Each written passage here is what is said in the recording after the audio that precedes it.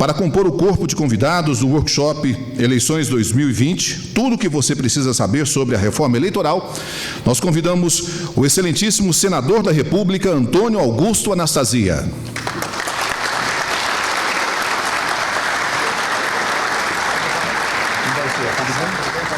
Mais uma vez. Convidamos também o excelentíssimo deputado estadual Luiz Humberto Carneiro, líder do governo Romeu Zema na Assembleia Legislativa.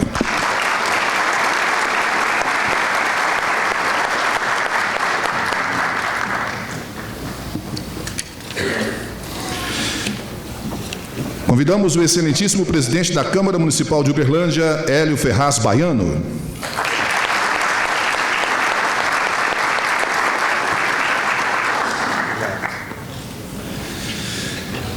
Convidamos também o excelentíssimo vereador de Uberlândia, Antônio Carrijo.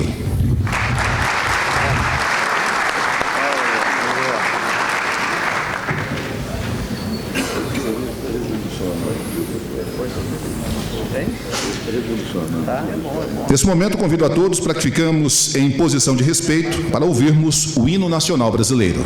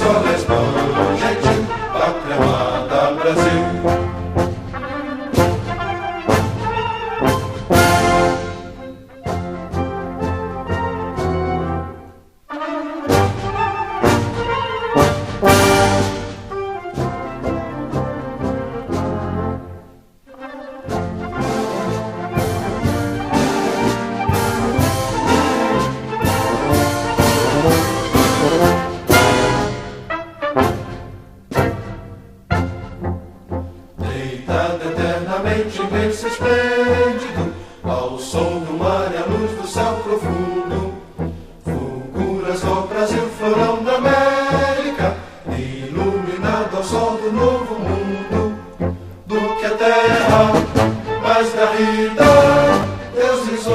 lindos campos têm mais flores, nossos bosques têm mais vida, nossa vida no teu seio mais amores. Ó Pátria Amada, idolatrada, salve, salve, Brasil de amor eterno seja símbolo, o lábaro que ostentas estrelado, dedica o verde louro desta flâmula, mas no futuro e glória no passado, mas serves da justiça clava forte, verás que o filho teu não foge a luta, nem teme quem te adora a própria morte, terra adorada, entre outras línguas do Brasil, ó Pátria amada, dos filhos desse sol és mãe gentil, Pátria amada, Brasil.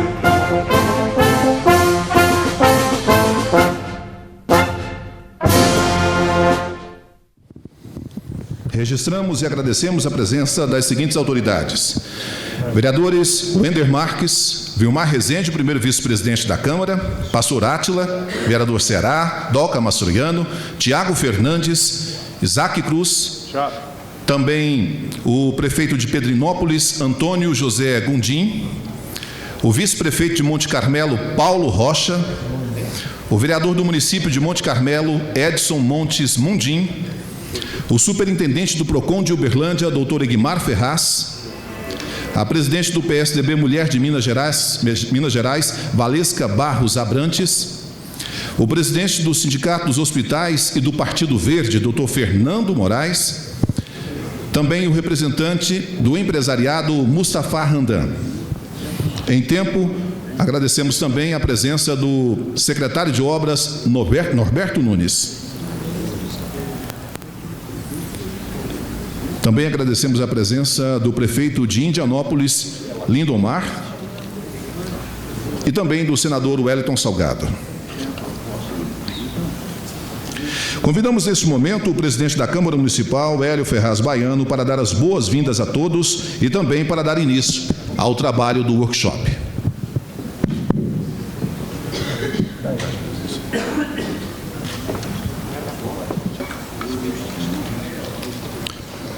Boa noite, senhoras e senhores,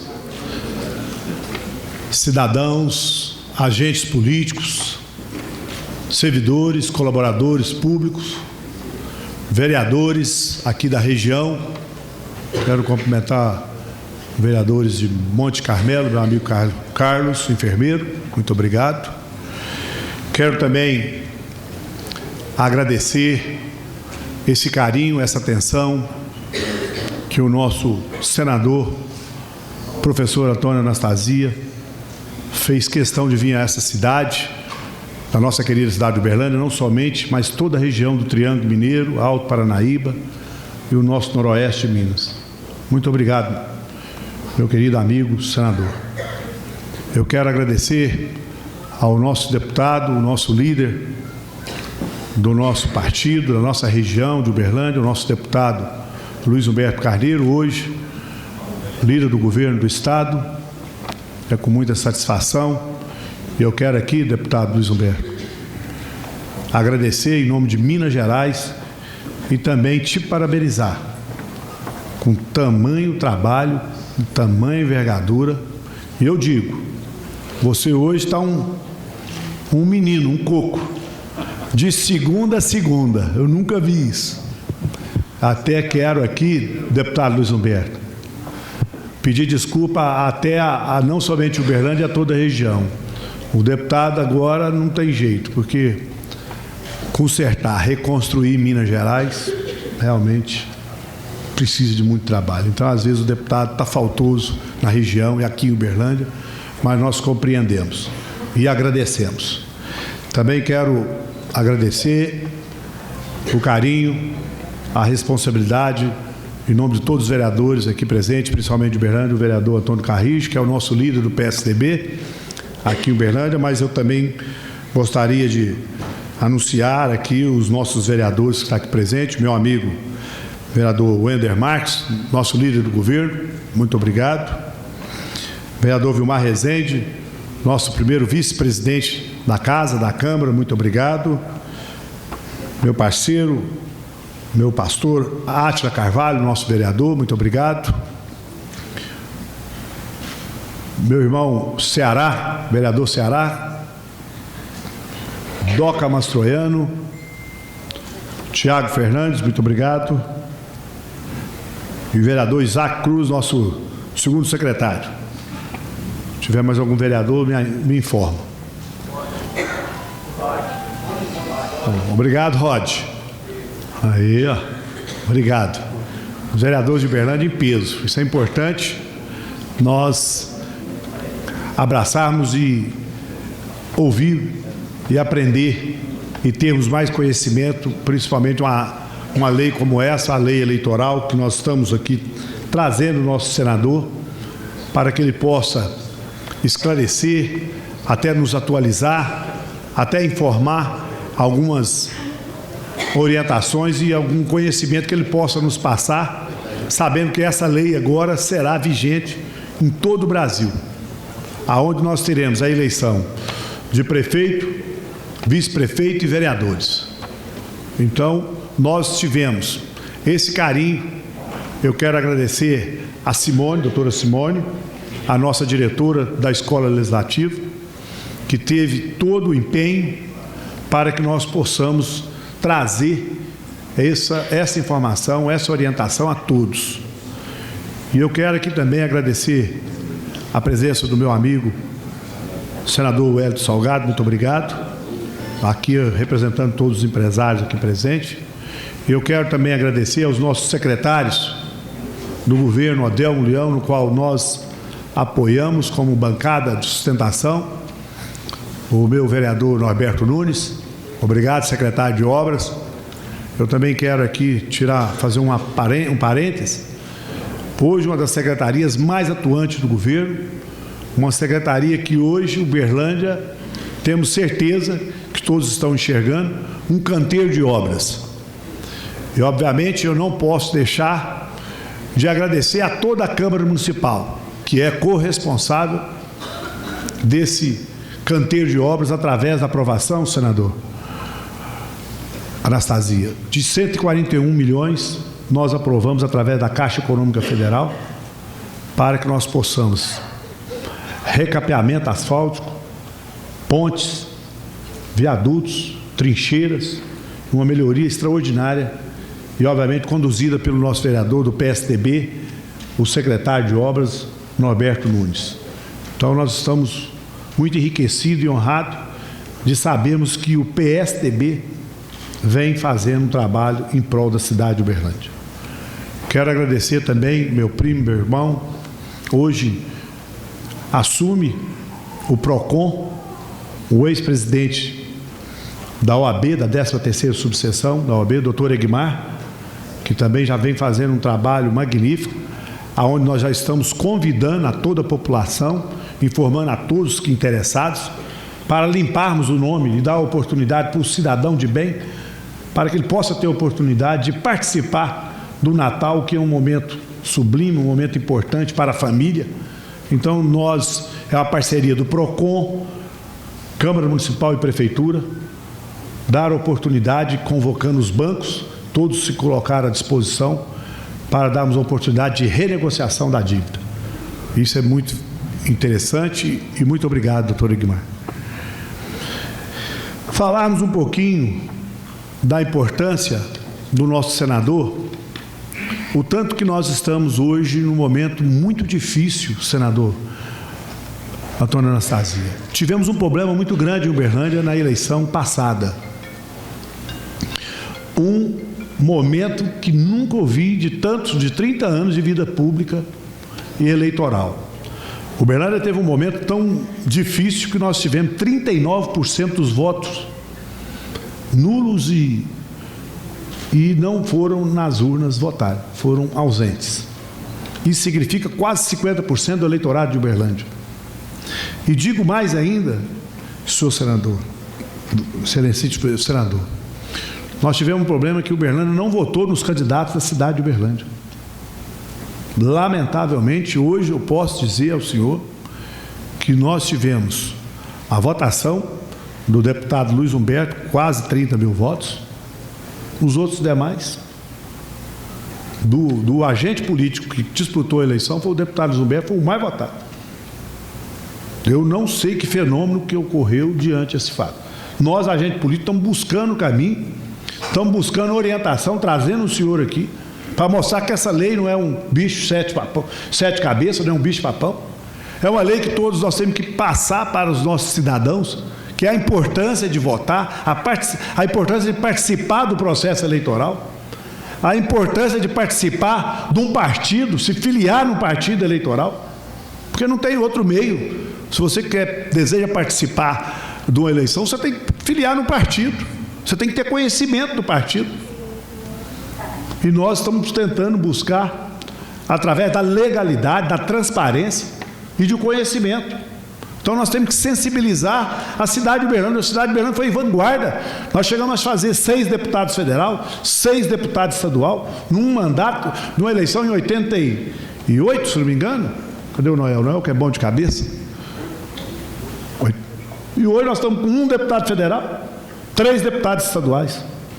Não sei o que está acontecendo. Isso é um desastre, isso é uma perda financeira, representação política, de ter alguém para brigar por Uberlândia. Nós estamos correndo, às vezes nós vereadores estamos saindo do nosso dever municipal, estamos indo em Brasília, estamos levando empresário, estamos discutindo medida provisória a 899, medidas a 881, que é a desburocracia para facilitar, destravar a economia. Então nós estamos saindo e a nossa representação foi ao Léo. Então eu deixo à disposição do senhor, mas eu gostaria de agradecer esse carinho e esse sentimento que veio aqui em Uberlândia. Muito obrigado por o senhor ter vindo. E ainda, para finalizar, muito obrigado a vocês também. Sem vocês, esse público maravilhoso, empresários, agentes políticos, cidadãos, lideranças comunitárias, prefeitos, vereadores que vieram. Vocês é que estão dando esse brilho a esse evento que eu já considero um sucesso. Obrigado, boa noite.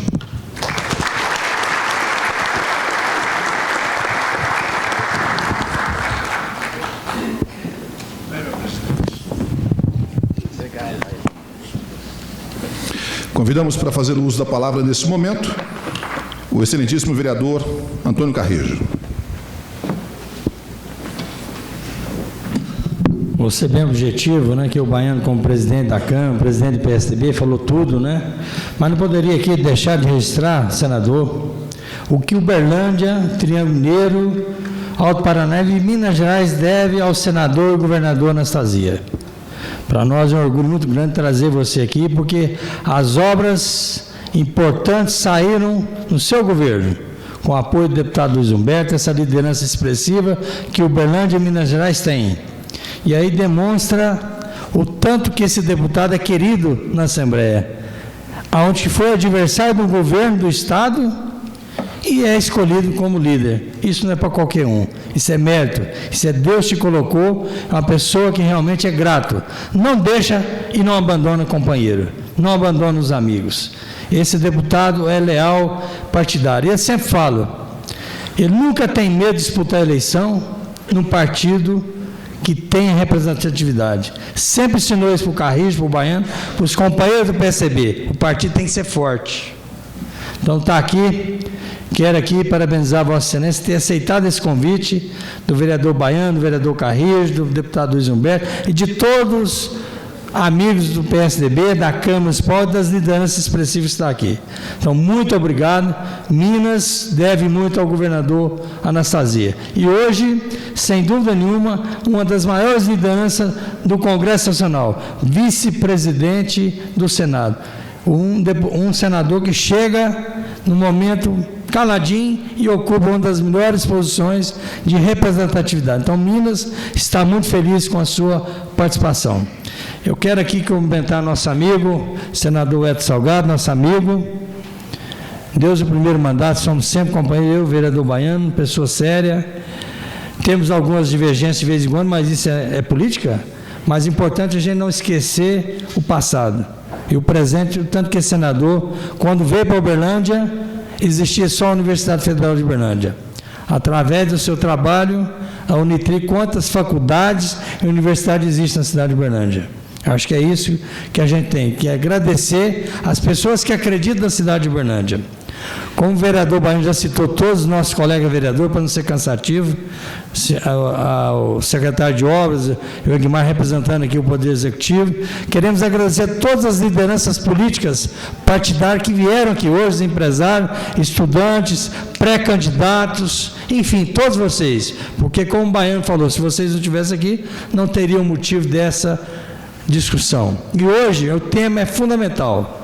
A eleição de 2020, uma eleição atípica, onde o Congresso Nacional mudou a legislação e está fazendo um projeto, e chamando todos nós de uma cobaia, que vai fazer um projeto onde que acaba com a coligação proporcional, deixando a majoritária, mas a proporcional acabou. Então nós queremos saber, senador, o que é o destino, o que essa lei vai trazer de novidade, o que pode e o que não pode. Então, parabéns a todos vocês que estão aqui e desejo realmente uma linda palestra, porque o senador tem de sobra para falar para nós. Muito obrigado e uma boa noite.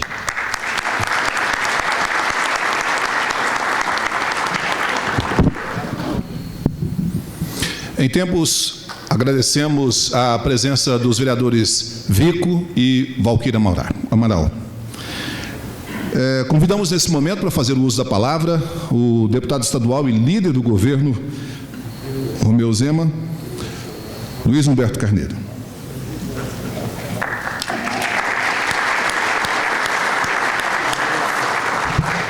Pessoal, boa noite a todos.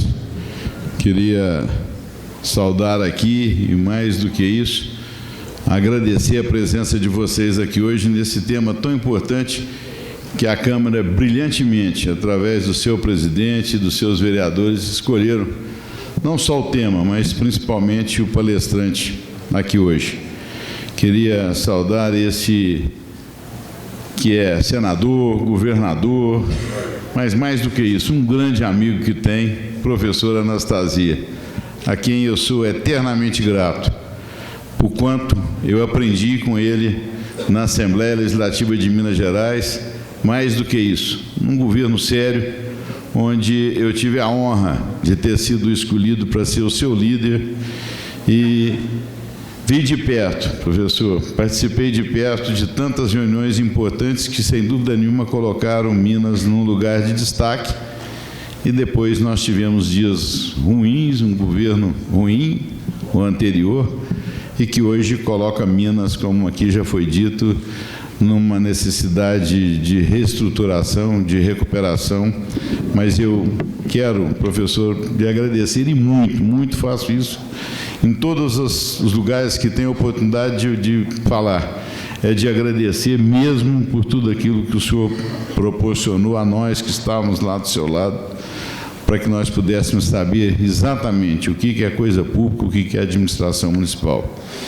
Meu caro vereador Baiano, presidente da Câmara, eu queria te parabenizar por esse encontro aqui hoje, por essa preocupação que você teve de trazer esse tema tão importante aqui para que nós pudéssemos estar discutindo.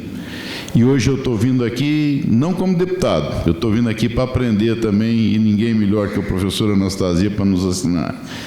Agradecer o Carrijo, e em seu nome, Carrijo, queria saudar aqui todos os vereadores, e são vários os vereadores que de fora vieram aqui participar desse encontro aqui hoje. Queria, na pessoa do Gundim, esse grande amigo, e o prefeito de Pedrinópolis também, saudar os prefeitos que aqui estão. Meu amigo Hélio Salgado, também deixar o meu abraço e dizer que é bom vê-lo participando desse tema tão importante. Eu queria, gente, só dizer a vocês o quanto é bom ter amigos. Vocês viram a homenagem que o Baiano me fez aqui, que o Carrijo me fez aqui. Isso é coisa de amigo, e isso é muito importante. Então, eu acho que a vida, principalmente na política, a gente faz alguns inimigos, mas, na verdade, a gente constrói muitos amigos. E na minha vida, eu procuro construir amigos, e aqui nessa casa, eu estou vendo vários amigos aqui, vários amigos que, se Deus quiser, nós vamos ter uma grande orientação aqui hoje, naquilo que se refere às próximas eleições, que nós temos sim, como o Baiano já colocou aqui, nós temos que nos preocupar muito, Porque, confesso, professor, eu posso até estar enganado, mas eu nunca vi uma lei eleitoral tão complicada como essa. Então, eu também aqui quero ser um ouvinte hoje, mas deixo um grande abraço a todos vocês. Mas, professor, obrigado por tudo. Um abraço.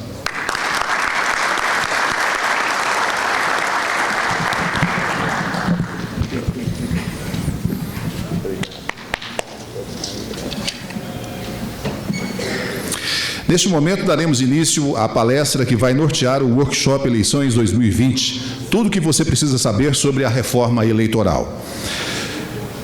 Vamos à apresentação do nosso palestrante, do nosso convidado da noite. Antônio Augusto Júnior Anastasia é formado em Direito pela Faculdade de Direito da Universidade Federal de Minas Gerais, é servidor de carreira da Fundação João Pinheiro, servidor efetivo da Universidade Federal de Minas Gerais, onde lecionou Direito Administrativo até se licenciar em 2006, foi eleito vice-governador de Minas Gerais nas eleições de 2006, em março de 2010 assumiu o governo até o final daquele mandato, e foi reeleito nas eleições em 2010, em primeiro turno. Foi eleito em 2014 senador da República, representando Minas Gerais na legislatura 2015-2022. Foi relator da Comissão Especial do Impeachment no Senado e elaborou o parecer sobre a admissibilidade do processo de destituição da presidente Dilma Rousseff do cargo em 2016. Senhoras e senhores, inicialmente, o convidado terá 30 minutos para traçar um panorama geral das alterações da legislação para as eleições do ano que vem. Em seguida, cada um dos convidados que aqui estão terá 1 minuto para formular uma pergunta sobre o tema e o senador terá 3 minutos para respondê-la. Após, será aberta a oportunidade para o público endereçar aqui a sua pergunta, que será respondida pelo senador. Nós pedimos que, caso não haja tempo, porque o senador tem um outro compromisso, a pergunta será endereçada à assessoria dele e respondida por e-mail para vocês, para aquelas pessoas que fizerem a pergunta e eventualmente não haja tempo para terminar, para o senador responder. Então, só peço que faça a pergunta e coloque o e-mail embaixo, ok? Senhoras e senhores, com vocês, o senador da República de Minas Gerais, Antônio Anastasia.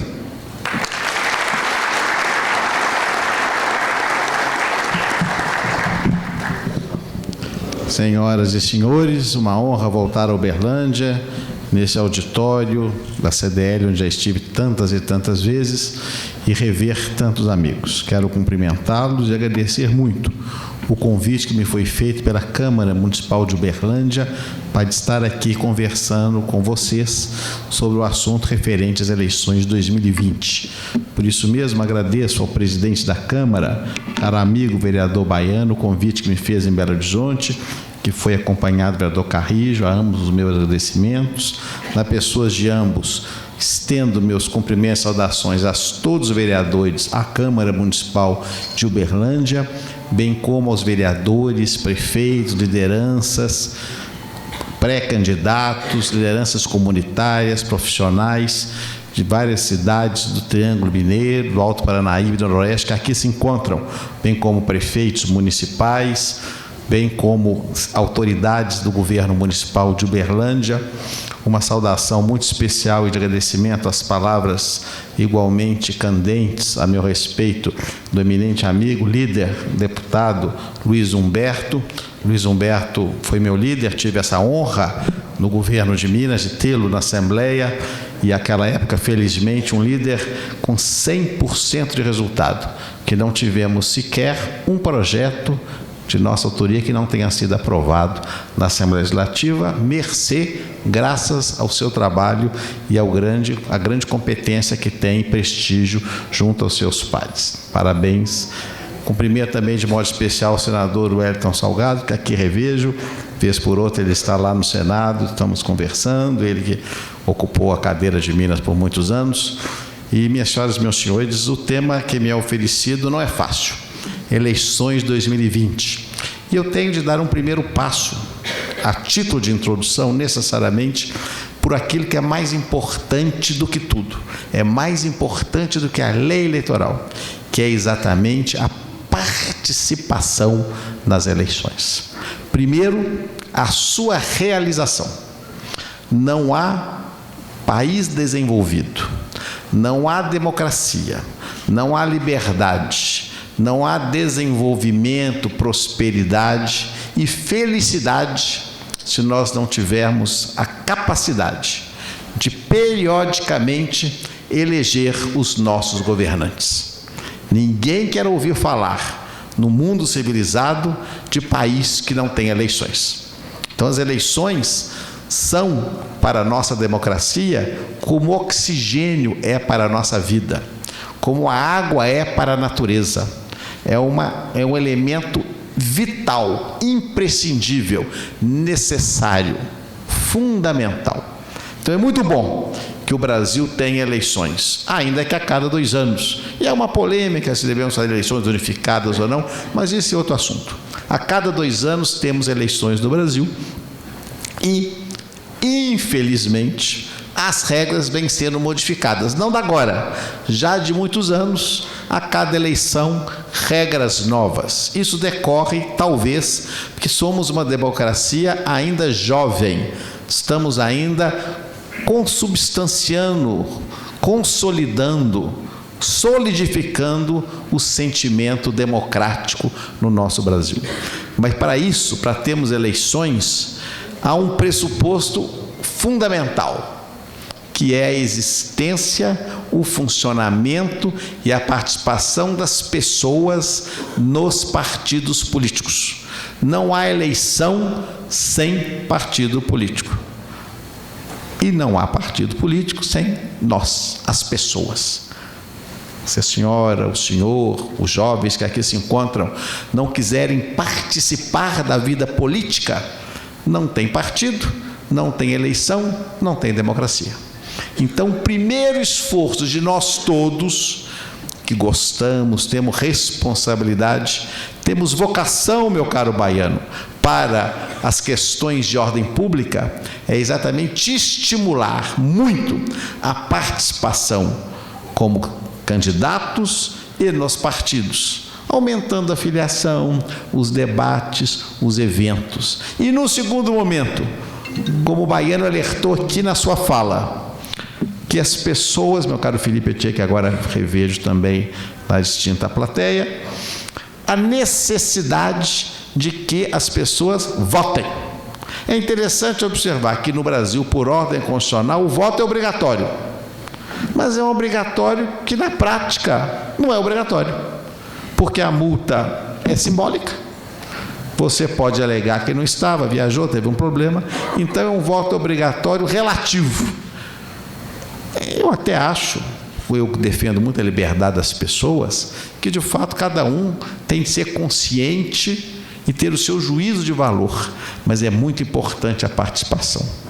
Estamos vendo agora os movimentos no Chile, e uma das reivindicações é exatamente que o voto volte a ser obrigatório, que lá tinha sido, deixou de ser e agora querem que volte.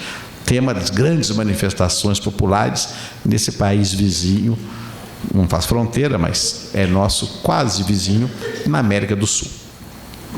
A participação, portanto, das pessoas é importante. E ver aqui esse auditório pleno, repleto de pessoas, com essa vocação política, desde jovens até mais veteranos como eu, já com os cabelos brancos. Significa, o Wellington com menos cabelo do que tinha antigamente, mas é a determinação que temos de participar. Então, o primeiro passo tem que ser estimular as pessoas a participar, votando como cidadão, se possível, ingressando nos partidos políticos com as suas opiniões, com sua linha de conduta, e o melhor, nem todos podem, mas numa segunda etapa, se candidatando, apresentando o seu nome, concorrendo, ganhando ou perdendo, faz parte do processo democrático. Então, esse é o primeiro grande passo para o fortalecimento do nosso sistema democrático. E aí nós passamos à segunda indagação. Como são realizadas as eleições? A legislação brasileira veio sendo modificada de modo muito rápido e até muito completo nos últimos anos. E em razão da grande liberdade que foi dada positiva, talvez nós, sociedade brasileira, meu caro Carrijo, tenhamos abusado dessa liberdade na criação de muitos partidos políticos. E essa confusão de partidos políticos acabou levando as próprias pessoas a um certo desânimo. E pior do que isso, a uma distribuição de candidatos de modo amontoado.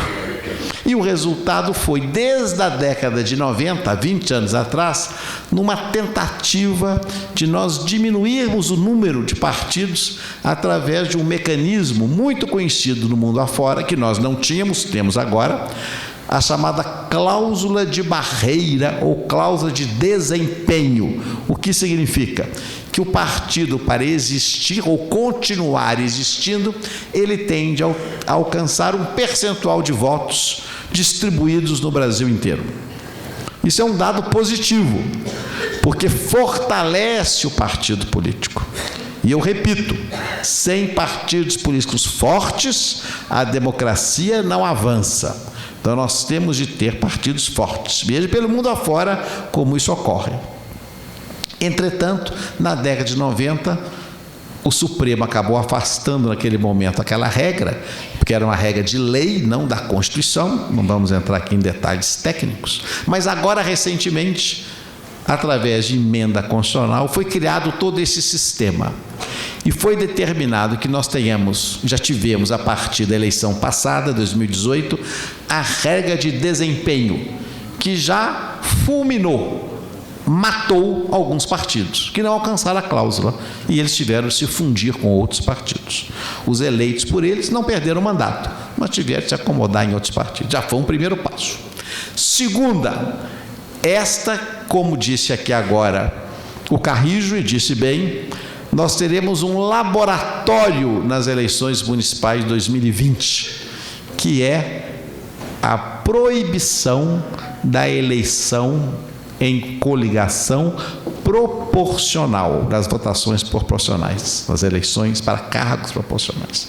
Ou seja, para vereadores, os partidos terão de ter chapa pura, digamos assim.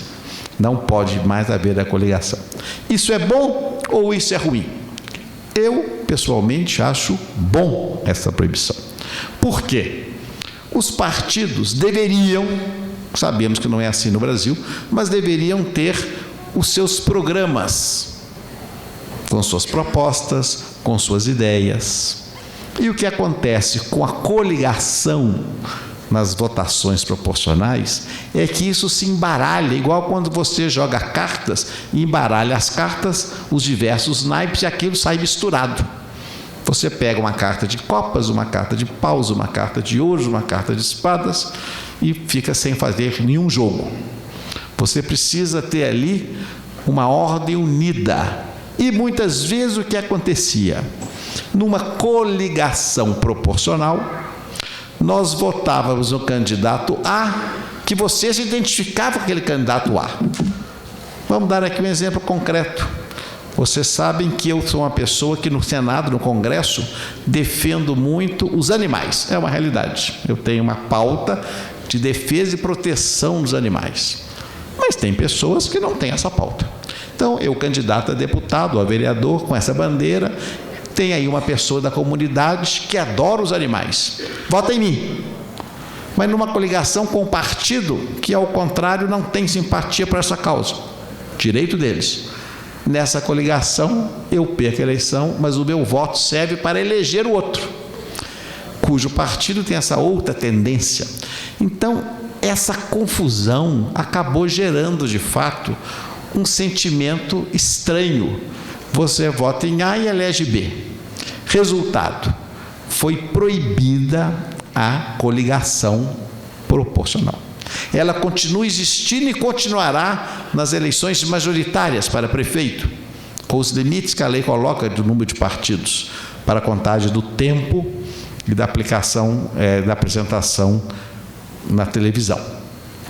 Esta é a modificação prática que acontece para as próximas eleições. Temos modificações procedimentais, prestação de contas, recursos de advogados, forma de doação, mas nada que afeta o núcleo duro da eleição.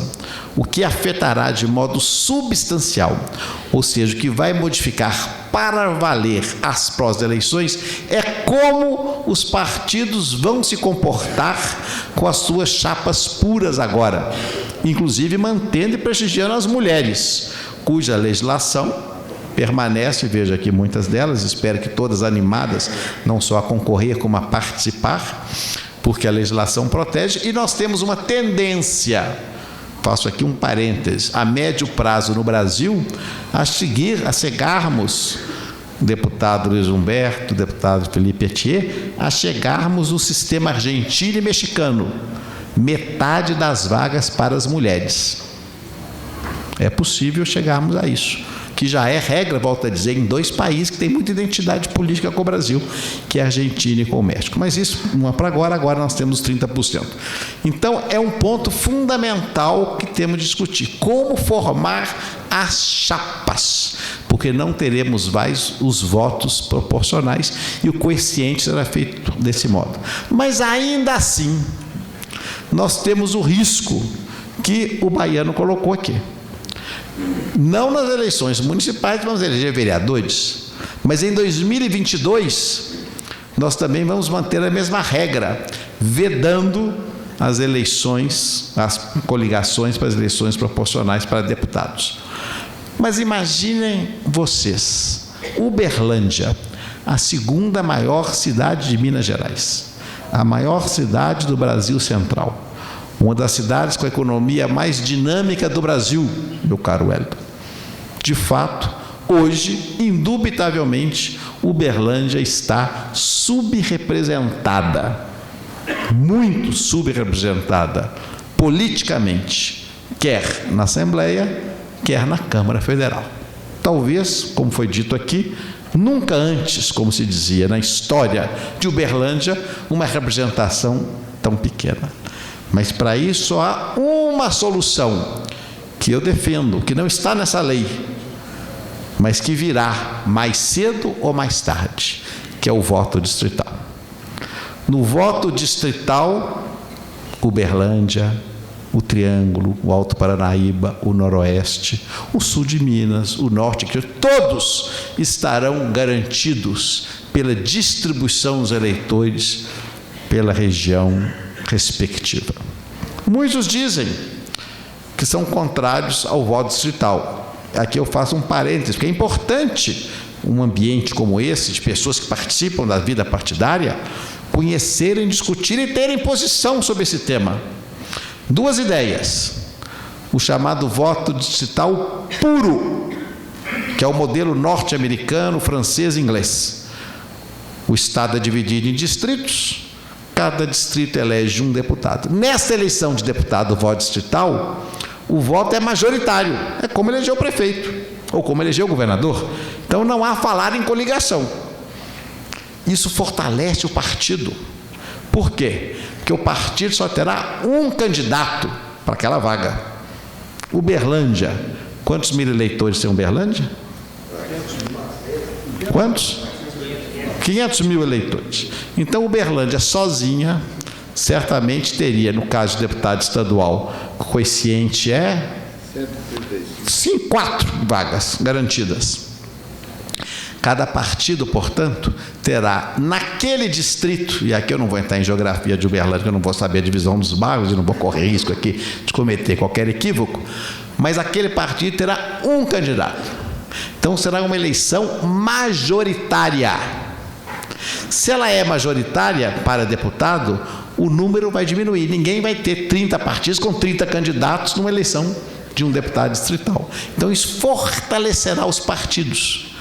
É positivo. E ainda há o distrital misto, que é o sistema mais defendido, que é o modelo que existe na Alemanha, metade por esse critério e metade o partido compõe nas listas. Mas não é o nosso tema, porque isso não existe ainda no Brasil. Mas nós já aprovamos, eu fui relator no Senado de uma lei nesse sentido, de autoria do senador Serra, que já está na Câmara. Mais dia, menos dia, será aprovado.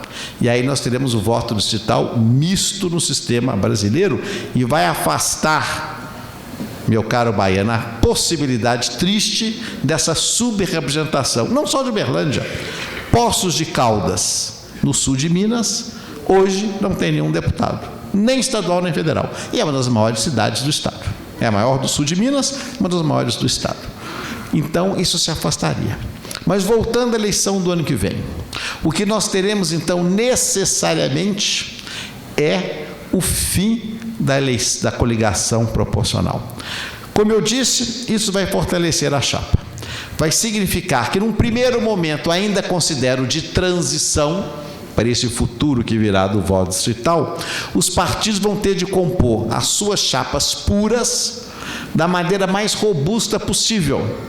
Porque, como nós temos hoje mais de 30 partidos no Brasil e as câmaras municipais têm entre 9, 11, 15, Uberlândia que tem mais tem 27, há uma dispersão de partidos nas câmaras. Tem câmaras municipais com 11 vereadores, um de cada partido. Não é bom, porque isso, volta a dizer, enfraquece a vida partidária. Então, cada qual vai ter de fazer essa composição de chapa de maneira extremamente científica para permitir essa eleição. Porque, como a coligação não haverá mais, não adianta pensar que vai haver puxador de voto de outro lado para ajudar, que não haverá mais. E a regra das sobras também acaba favorecendo, desta vez, o próprio partido, e não mais a da coligação. Então, me parece que, sob o ponto de vista prático, nós não teremos, vamos dizer assim, no momento da campanha, da eleição, do convencimento do eleitor, uma diferença total em relação ao que há hoje. Porque o candidato vai continuar tendo o seu número, o seu partido e o voto em seu nome. Esse voto vai somar para fazer o quociente do partido, normalmente, para a eleição vinculada daquelas vagas que o partido vai receber. Mas, indiretamente, a modificação será muito grande, porque a responsabilidade em cima do partido passa a ser imensa. Porque nós todos sabemos que estamos aqui nesse auditório e participamos do mundo político, que muitos de nós aqui somos especialistas em fazer contas. Não é verdade? Contas conhecidas de saber quem vota como, quem vota de que modo, e de maneira a distribuir.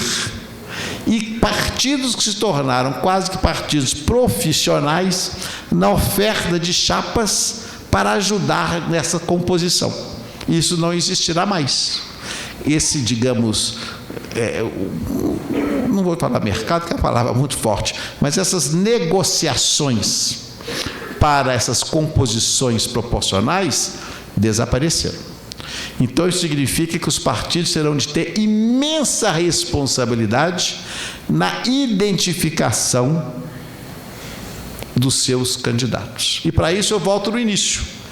Para que ele tenha essa possibilidade, ele vai ter de ter chapa completa, além de pura completa. Ele não pode correr risco de não ter a soma necessária de votos. E, ao ter a chapa completa, inclusive com a representação feminina, ele vai ter de estimular essa participação.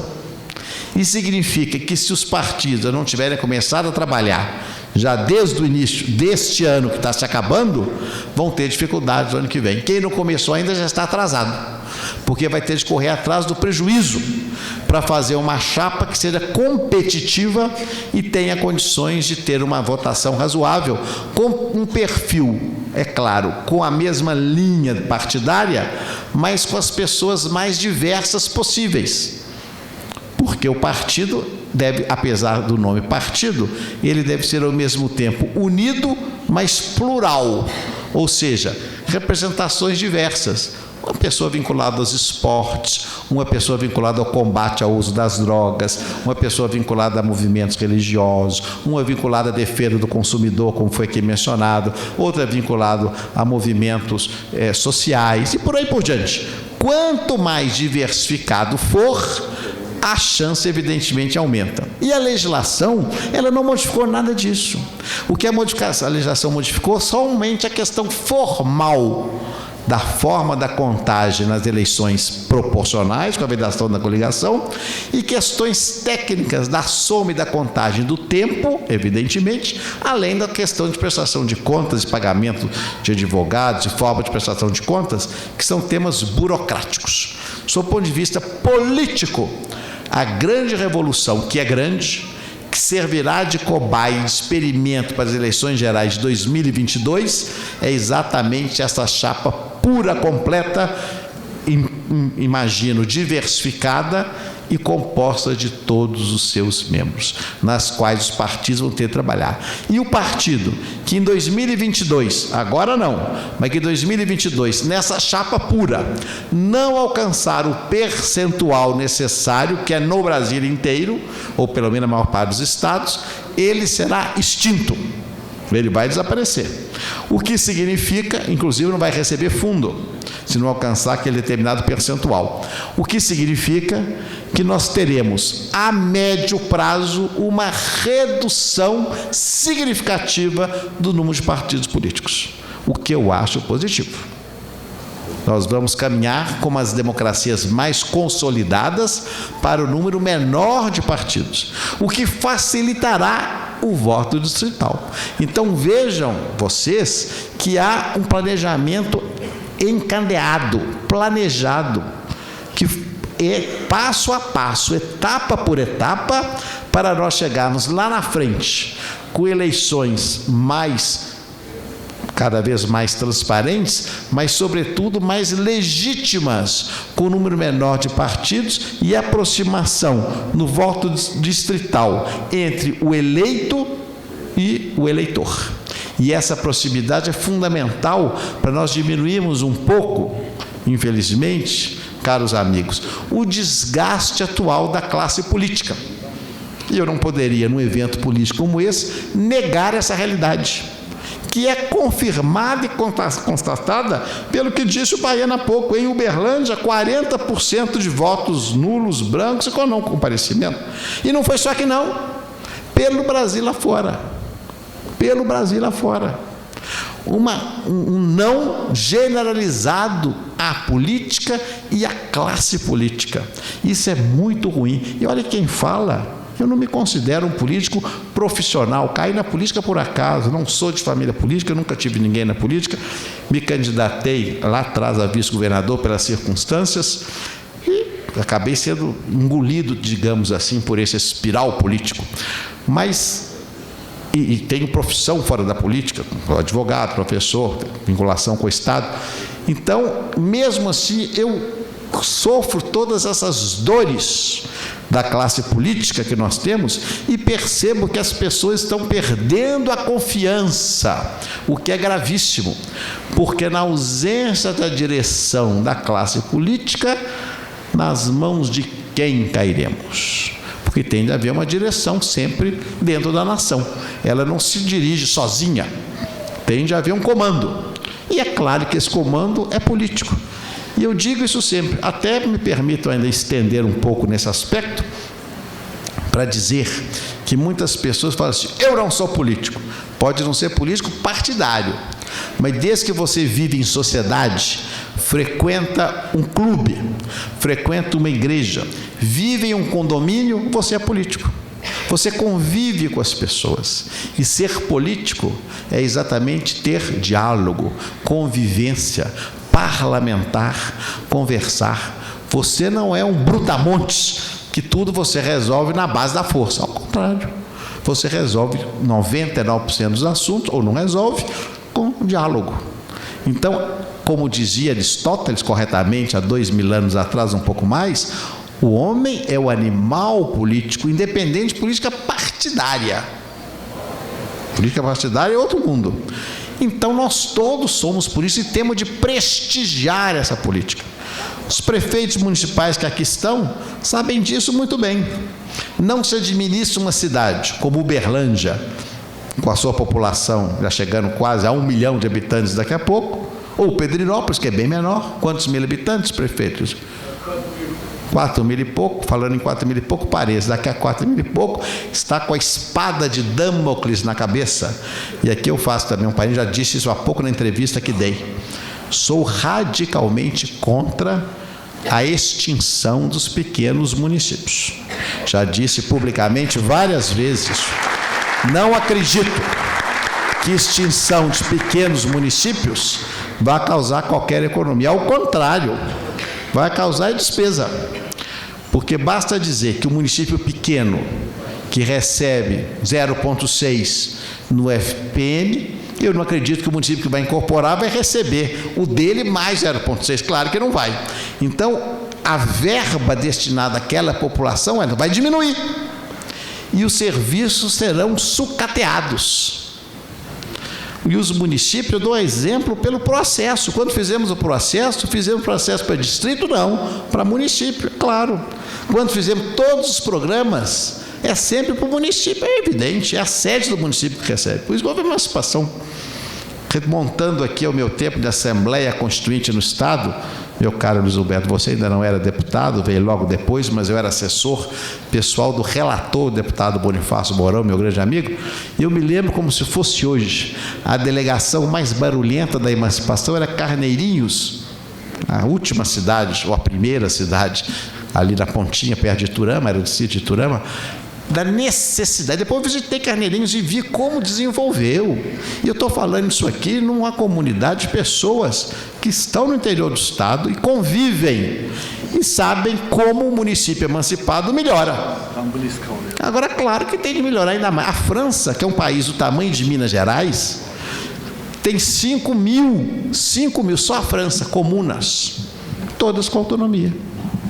Agora, se o vereador ganha mais, ganha menos, que o número é 7, 9 ou 10 ou 5, é outro caso. Mas a extinção do município, que eu acredito que não vai passar nunca, então fiz aqui o parênteses em homenagem não só aos municípios menores, mas também para deixar clara a minha posição. Mas voltando então ao tema eleitoral, eu acho que nós teremos nessa eleição um grande desafio de fazer uma eleição sem dinheiro. A última já o foi, porque as doações privadas que estão vedadas, o tempo esgotou. Então, vou só concluir esse raciocínio. As doações privadas empresariais estão vedadas, só pode haver doação de pessoas físicas. E no Brasil, meu caro Wellington, que é um empresário vitorioso, sabe disso, não há o hábito dos empresários doarem. Não existe isso, não há essa tradição que existe em outros países. Então se baseia nos fundos públicos, que o povo até xinga muito. Só que o fundo não sustenta a eleição em 5 mil municípios. Então podem se preparar para fazer eleições mais baratas, o que é positivo. Ainda mais agora, com o negócio de internet, rede social, grava um telefonezinho, grava tudo. Então, eleições mais baratas. Segundo, eleições que as pessoas ainda estão desgostosas com o mundo político. Terceiro, eleições de chapa pura. Quarto, eleições que necessariamente servirão de experimento para 2022, no ambiente de modificação que tem o Brasil, agravado, e vou concluir, por esse ambiente de um certo, não digo ódio, mas de radicalismo que o Brasil vive hoje e que eu combato. Publicamente sabe que a minha posição é sempre de equilíbrio, moderação, bom senso, racionalidade, serenidade, ponderação, que sempre foi a minha bandeira, e acho que nós mineiros temos essa posição de maneira mais clara. Feitas as observações, eu quero desejar aqui àqueles que são candidatos muito boa sorte. Vamos fazer agora o debate, vou ouvir os nossos panelistas, vou ouvir os membros da distinta plateia, certamente aí temos participação do nosso Luiz Humberto com a sua experiência parlamentar, o deputado Felipe Etia também com a sua grande experiência parlamentar, da mesma forma o senador Wellington, os diversos vereadores, deputada, que estão aqui, todos com muito gosto para ouvi-los e tentar identificar problemas. Não se preocupem com a parte formal da eleição, disso os partidos cuidam. Os senhores vão ter um trabalho muito maior como candidatos, motivar as pessoas a participar, ingressar nos partidos e votar. Se conseguirem isso, é um passo importante e é o laboratório para que 2022, em eleições nacionais, nós tenhamos um clima mais ameno, de maior participação e de maior fortalecimento da nossa democracia. Muito obrigado.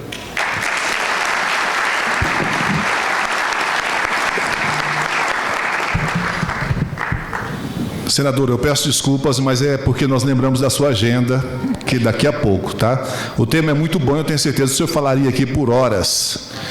Mas conforme prometido e combinado, nós vamos abrir espaço agora para os nossos painelistas que compõem o espaço aqui, o palco com o nosso senador, para que possam fazer as perguntas sobre o tema ao senador. E eu lembro a vocês, a nossa equipe já passou, a nossa assessoria já passou para vocês papel e caneta. Para quem não tem ainda, por favor, é só pedir, vai ser endereçado. E como eu disse, que coloquem um e-mail. Se não tiver e-mail, coloquem um número de telefone que tenha o WhatsApp, porque se não der tempo do senador responder, as perguntas, elas serão encaminhadas à assessoria e respondidas posteriormente. Inicialmente, eu vou abrir para o vereador Antônio Carrijo fazer a primeira pergunta. Senador, nós, como candidato, a preocupação... Primeira pergunta, fundo partidário. Nós vimos aí as últimas eleições com fundo partidário, mas houve uma alteração na lei, eu não sei o que foi, realmente prevaleceu na questão do fundo partidário. Os partidos terão fundo partidário ou não? A questão eu tinha muita dificuldade em aprender e não queria aprender a fazer essa conta, mas fui obrigado a aprender, e é lógico, por isso que nós somos, eu, o Baiano, o deputado Luiz Humberto, os colegas, principalmente do PSB, estão buscando realmente fazer um partido forte, aquilo que o deputado sempre coloca. A importância de ter partido forte, porque muitas vezes os pessoal não vão no partido pequeno, mas beleza, não vai dar o coeficiente. Aí na terceira rodada faz um, aí acabou. A pergunta que eu faço é o seguinte: a sobra do número do partido, o partido, vamos dar um exemplo, fez lá 30 mil votos, a sobra, vamos supor, o coeficiente é 12 mil votos, dá 24, sobra 6. A sobra para fazer o terceiro candidato, como é que seria? Ela vai passar nos partidos, depois volta, porque o partido pequeno, pelo que eu aprendi e estudei, o partido pequeno faz só um, ele não vai ter mais sobra, e é lógico que a sobra ficaria para os partidos sempre maior. Eu não sei se é essa a interpretação. Então, a segunda pergunta, primeira é o fundo partidário, a segunda é o fundo...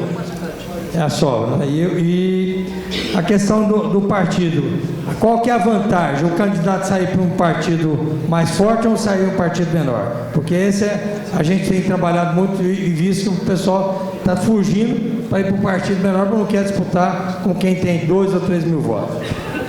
Muito obrigado, Carrijo. Agora a sua pergunta é interessante, porque quem vai saber hoje que o partido é grande ou pequeno?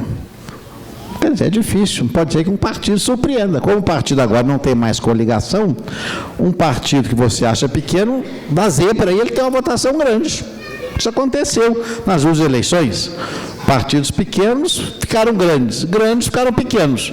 Então isso é muito difícil. Então, porque nós estamos acostumados, nós todos, a raciocinar com o nosso costume e achar que os partidos grandes são aqueles tradicionalmente grandes.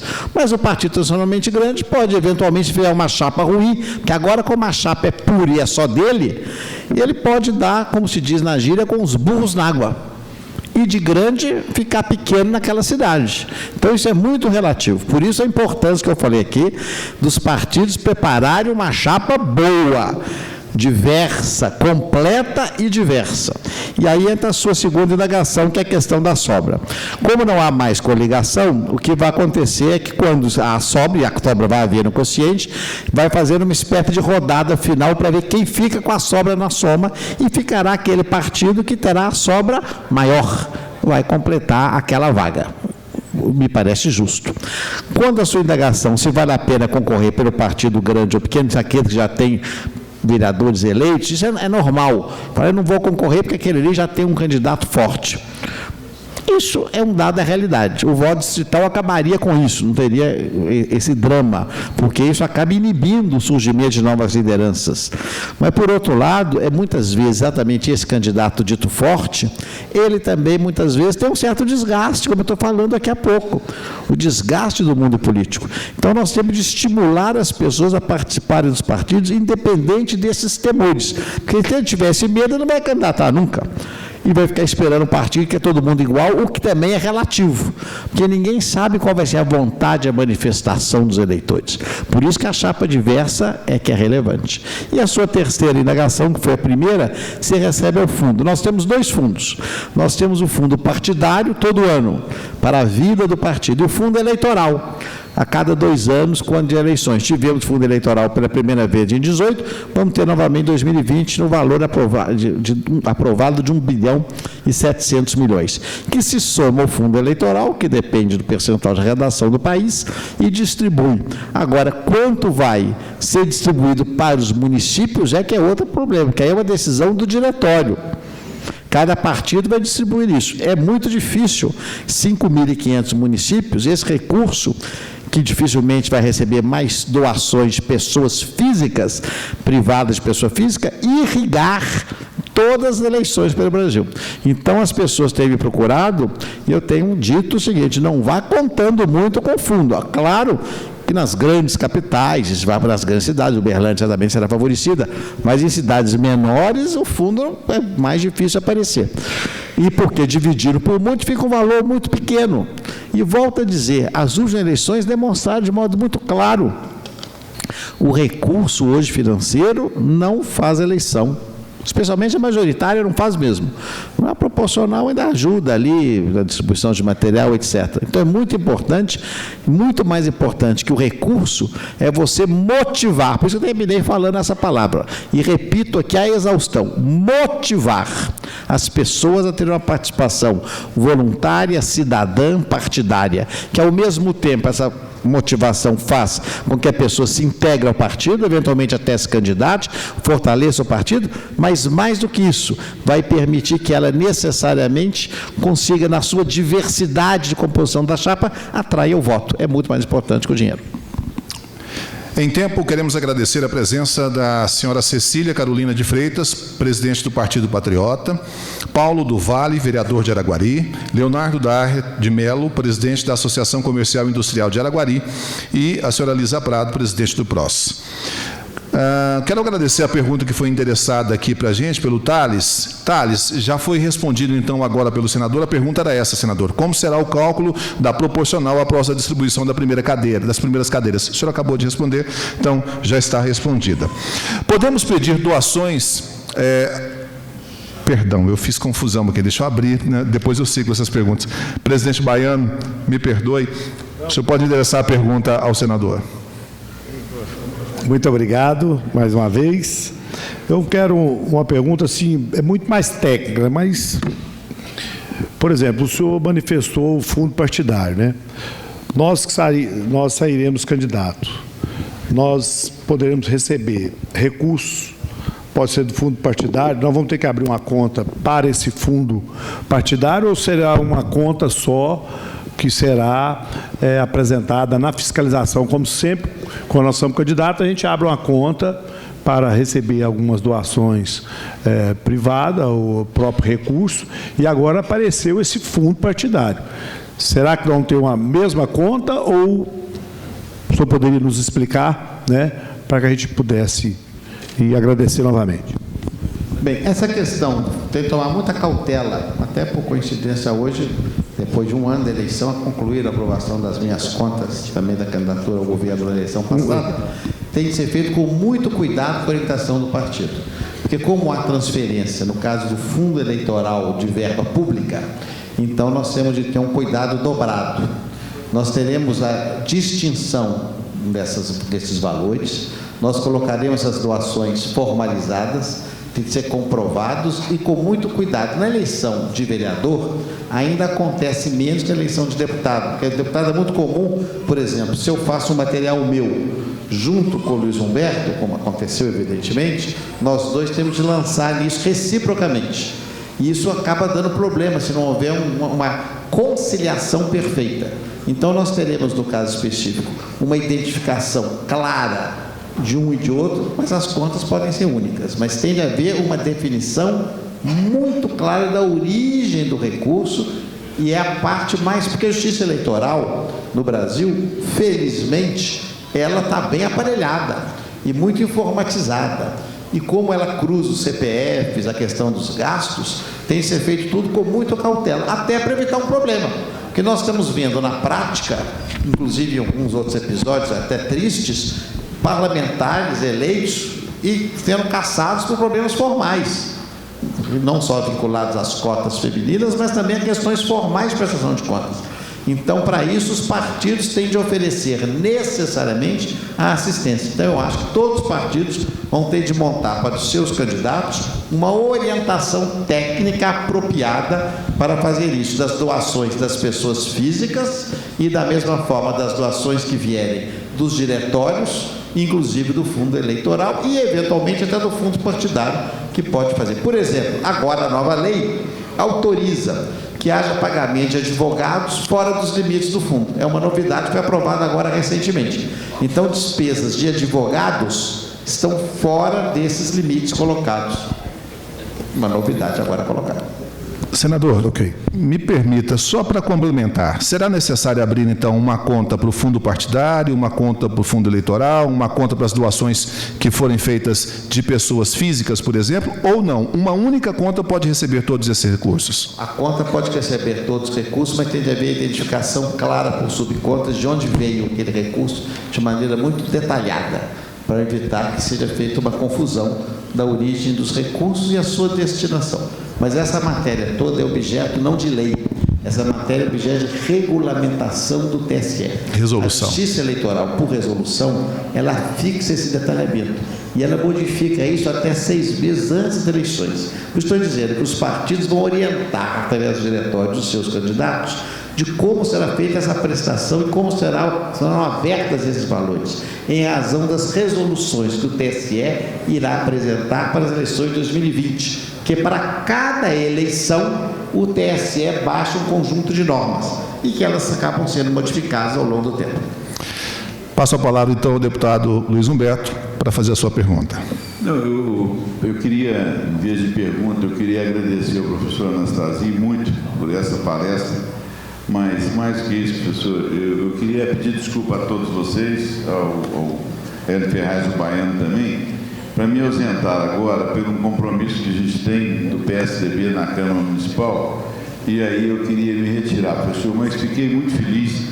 Eu concordo com o senhor quando o senhor coloca que a gente tem que estimular, não só o candidato, que eu acho que os partidos têm que fazer, mas o candidato estimular o eleitor também para ir lá depositar o voto, né, que é fundamental.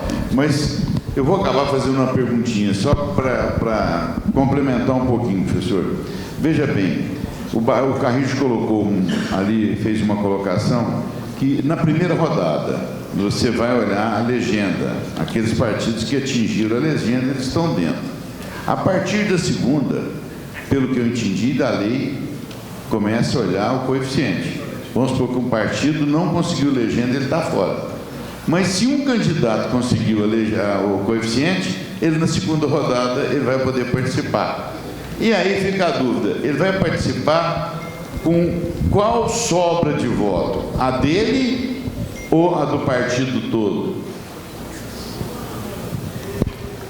Essa vai ser uma interpretação que será criada em razão desse dispositivo novo. Me parece, concordando com você, que ele vai ser eleito do dele, a sobra do todo rateada naquele que teve a sobra maior, favorecendo aquele candidato.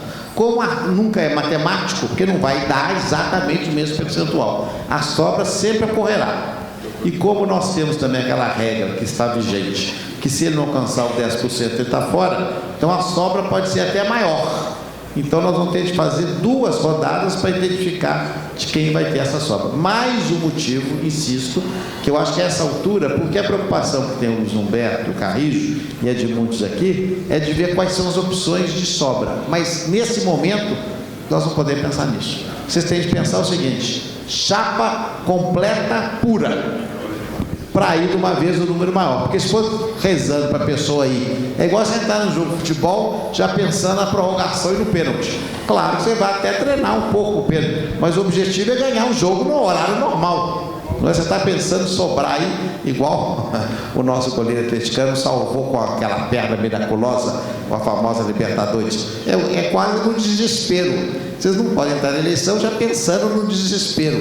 Tem de pensar na vitória antecipada, mais tranquila, através de uma chapa pura, diversificada. Porque, do contrário, a conta correrá dentro desse critério de sobra, da sobra maior e da sobra dele.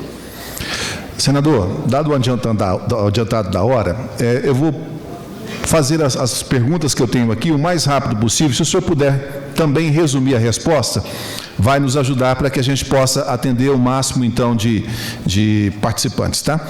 Podemos pedir doações através da internet para a pré-candidatura?